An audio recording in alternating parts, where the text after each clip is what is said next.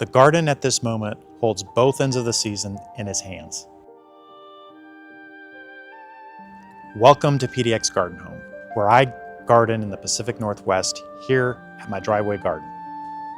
Today, we'll gather what's been growing patiently beneath the soil, leeks pulled fresh and brought straight into the kitchen, where they'll be transformed into something simple and deeply satisfying. And then back outside to the potting bench, where the next wave begins. Asters, 4 o'clocks, strawflowers, and quinoa, each one a small investment in the weeks ahead. Finally, a moment of transition as seedlings raised under light, beets, radishes, and Chinese cabbage take their first steps into the open air, beginning the slow process of hardening off. So come along with me and let's garden. I am excited to be harvesting leeks today because I want to take them into the kitchen and char them for dinner. It's just fun to have something that you can take into the kitchen and make part of your family meal. I'm hoping to get at least 4 leeks here. We'll see. Just want to get the thick ones here. So there's a nice size one. And this variety, you'll see this leek and you'll say, well, you've seen thicker leeks. Yeah, but it's not a matter of growth time. This variety, this is the thickness for this variety. Another thing that I haven't done here is I haven't done what's called blanch the leeks. So a lot of times what people will do is they will kind of mound up or kind of keep burying the leeks farther down to keep this from the sun, and that'll give you this longer white piece. I didn't do that. So that's why you don't see this big long white piece on the end of my leek here.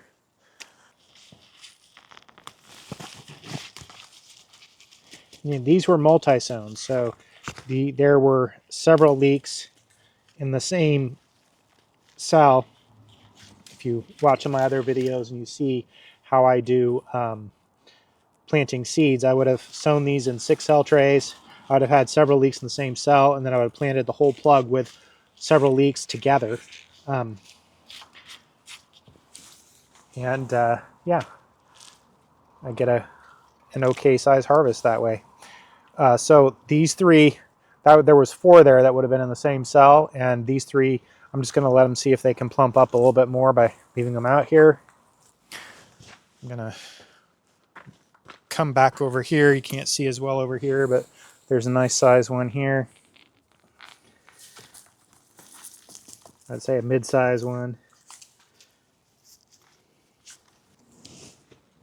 Yeah, my estimation was about right in terms of the amount of leeks. Now the thing is making these charred leeks, my family of 3, myself, my wife, my 3-year-old little girl, we won't eat that much of it. So even just 3 leeks like that is enough. I'm going to go ahead and harvest this one to make it my 4th. Oh no. Uh-oh. Shoot. I should have dug that down. Okay, I'm gonna just leave that in there so I don't. There we go. We can chop that up. That'd still be some good eating there, but it's not going to be a nice looking charred leek. So that's that. They're modest, but it'll be a fun little thing for dinner.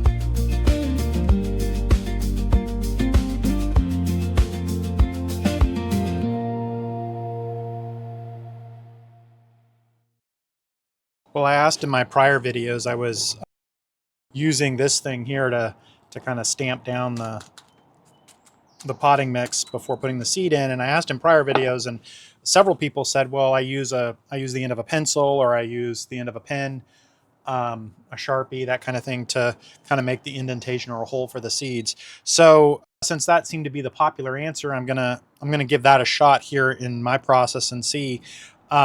My initial feeling is I like stamping it down and giving myself a wider bed to throw the seeds on, and doing it this way, I'm wondering if my fat fingers are going to be able to hit the hole, hit the holes correctly with the seeds. But we'll see.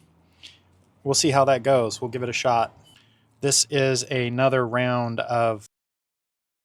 This is going to be another round of asters, so a good place for me to try something like new like this, because I already have two other trays, lots of asters potentially for the garden if they all turn out. All right, I got a few more asters to plant here, so I'm gonna go ahead and do that.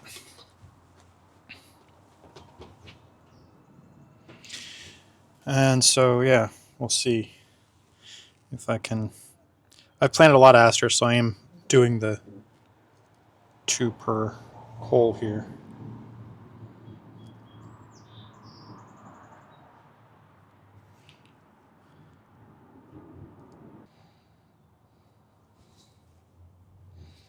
Okay. I have just a few left, so I'm just gonna drop them in there any old place. Okay. Well, what's my verdict? I like it actually. Maybe I'll do this for a little while and see how it sits with me. I was skeptical of whether I would get the seed easily into the hole like that, but yeah, it wasn't hard to do. And then on top of that, it's probably helping me out, making sure my seed is actually planted in the middle of the cell instead of off to the side or in the corner, which seems to often happen. I think the trick will be not to make too deep of indentations when I do this, I think, but in this case, I think I'm just gonna cover it up this way. I'm just gonna do that. That'll give it enough covering for these particular seeds. I don't need to even worry about sprinkling more on it. Okay, all covered up there, and now get a label going.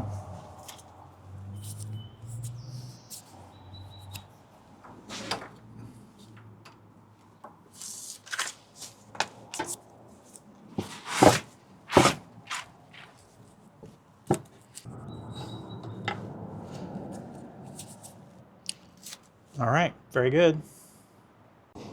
Okay, I am doing these 4 o'clocks. I planted these for the first time right before I left my old garden, and they started to actually bloom as I was leaving the old garden. So I'm happy to kind of give this another shot here in the driveway garden. And what's interesting about this is that, I don't know, interesting, what's extra work about this, I should say, is that you gotta, they say, scarify the seeds, and one strategy or one method is to either nick with sandpaper, or the other strategy is to soak in water for 12 to 24 hours. Well, I did soak it in water for 24 hours, but then I put them in this paper towel and I've let them sit for the last week. So I hope that wasn't a mistake. I don't know if that's an issue or not, but we'll see. Hopefully they're still okay. They're still viable. And these are seeds that you would cover.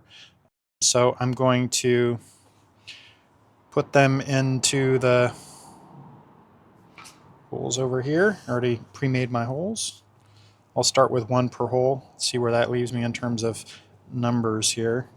Looks like I might have just the right amount for that, and I might go back and double up on a few of them rather than making a lot more flowers.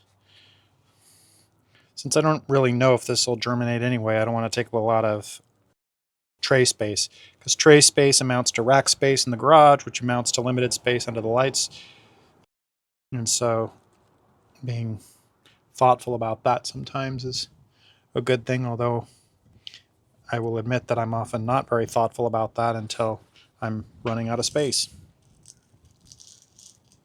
It's too easy to get excited about something to plant and then worry about the potential space constraints later, isn't it? Any of you do that? I bet.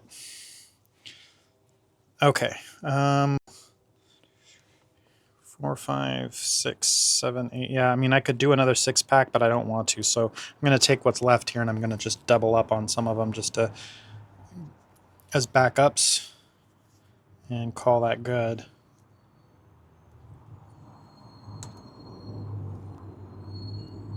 Dropped that one. Boom. Okay. There we go. So I've got 1, 2, 3, 4. So I've got 24 cells planted with these 4 o'clocks, and we will see how they do. We'll see if me letting them sit for a week after the scarifying procedure is okay or not.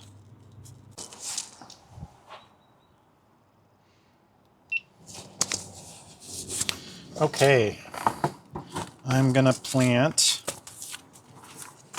some strawflowers.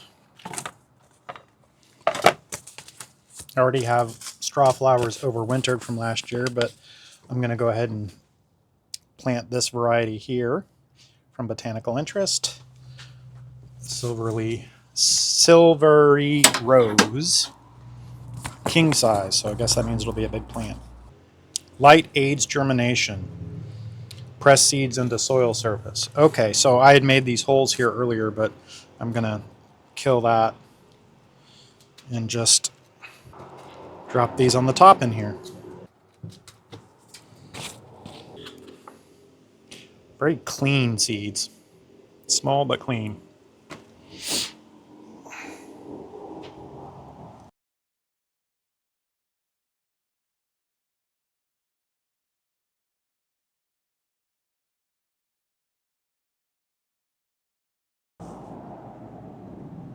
Okay, well, I still got lots of seed there, so I'll be planting lots of these, I suppose.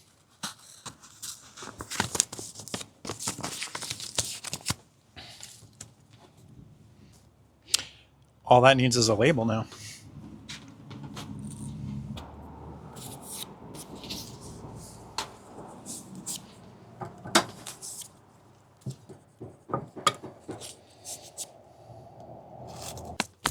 Okay, I'm going to plant a different variety of strawflowers here. It's the Endless Summer Strawflower Mix from Territorial Seed. And there's a lot of seeds in here. I know from my last round of planting a different kind of strawflowers that these are just going to be pressed on the soil surface. So I won't get all of these planted, I don't think. But maybe I'm just envisioning the numbers here wrong, but I don't think so. I think there's too many seeds there for me to get planted, even though I'm doing kind of 1, 2, 3, 4, 5, 6, 7, 8. I'm doing like 32 cells here. There'll still be more seed than that, which means I can do another round. And strawflowers have turned out to be a workhorse in my garden, a reliable bloomer and overwintering and the whole thing. So yeah, I'm happy to plant lots of them. Seems like you can always tuck a flower. These kind of flowers you can always tuck in somewhere. And of course, I give a lot of stuff away, friends and family and people I meet. Like, hey, I got this kind of quasi nursery I'm running here, so here you go. You win. You met me, so you got to take a flower plant, or sometimes a veggie plant. Okay.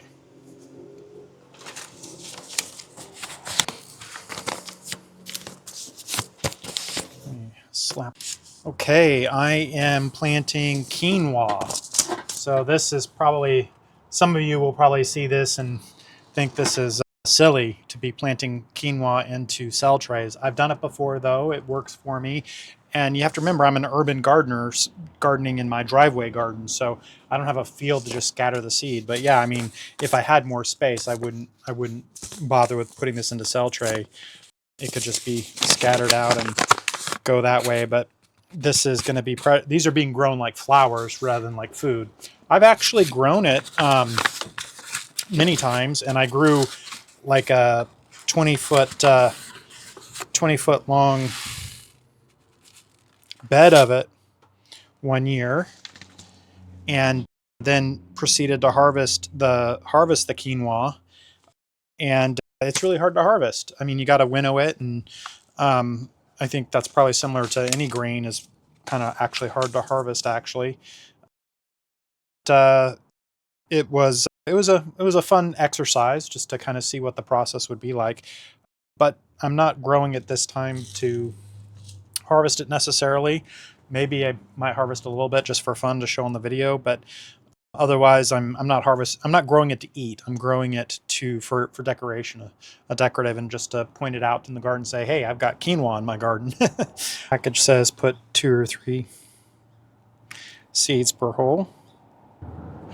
And if you've ever grown quinoa or just seen it, the seeds, you know, we often see the seeds here, the edible seed here, what we often see is white, but the seed can actually come in lots of different colors as the seed heads. It's like amaranth, that, you know, you can grow different colors of amaranth, and quinoa is like that as well. You can grow different colors of quinoa, and then the seed will actually come out different colors. And so I've seen like documentaries of quinoa in South American markets, where they'll have big bins of different colored quinoa. Actually, this packet will be just enough to fill one tray with me putting several seeds in each. Like that.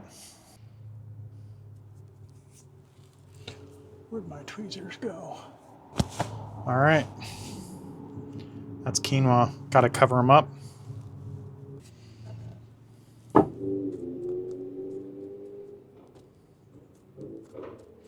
It's a small seed, so it doesn't need a lot of soil on top of it, but it's not a light age germination kind either. At least the packet doesn't say it is, and I don't remember that being a feature of it. All right. Label.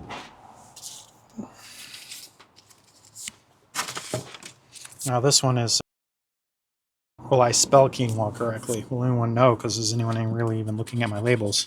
I don't really show my labels that often here for that very reason. I don't want to get into my spelling. We're already getting into my pronunciation of things.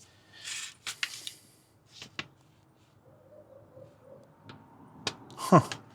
It's funny, it doesn't actually use...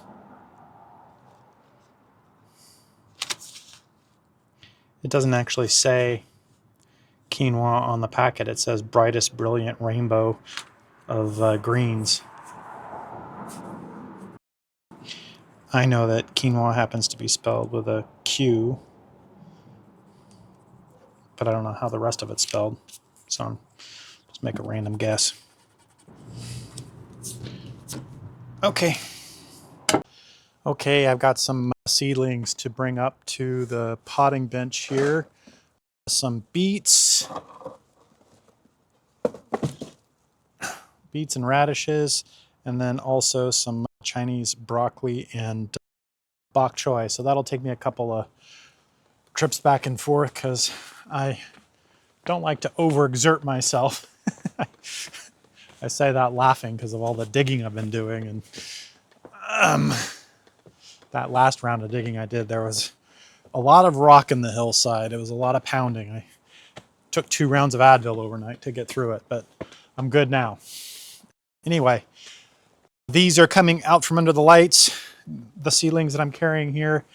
You may have seen me do this operation before. I'm bringing them over to the potting bench, where I will then turn them over into the trays that have holes in them. My potting bench is full right now because I was moving a bunch of tools that were previously sitting in the garage in the way. over to the potting bench, and now I got to organize the potting bench again. I actually did a video where I did a little bit of organizing the potting bench already, and now I'm back at it, the same thing again here. Okay, I want to move plants into the tray with holes. So I've got my beets here, and the goal is to get them into a tray that I'm comfortable can sit outdoors without getting saturated or becoming a pool of water. So that's why I take it out of the indoor trays don't have holes, the outdoor trays have holes, is what I'm trying to say. Because we get so much rain here that I'll end up soaking my seedlings if I'm not careful. These are the beets and the radishes. And these are ready to then take over to put along the cherry tree wall, which is this year's hardening off area.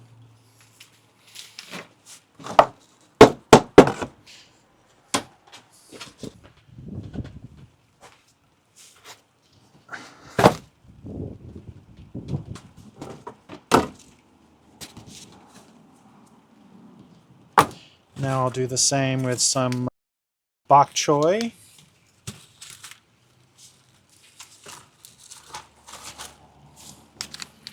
Some purple choy. Some you'll recognize that I planted these things in the garden beds a couple weeks ago, so this is a new round, and these are Napa cabbages here. Hopefully I'm getting these outside soon enough that it's not too cold and they won't bolt on me. Okay, so those are also now ready. My next step is to put those out on the cherry tree wall. Okay, I'm gonna take this tray of seedlings. It's raining out there, so you'll see me getting rained on. I'll take this tray of seedlings and get it out on the cherry tree wall. Let it get some rain. I've heard that rainwater has a bit of nitrogen in it, and that's one of the reasons why it's so great as a source of water for your plants. I don't know if that's right or not.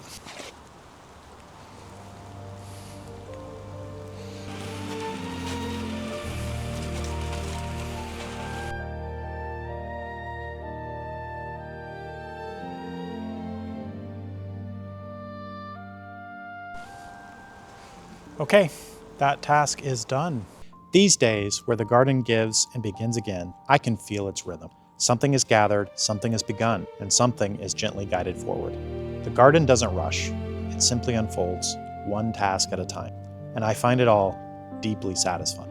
Thanks for gardening with me, and I'll see you in the next video.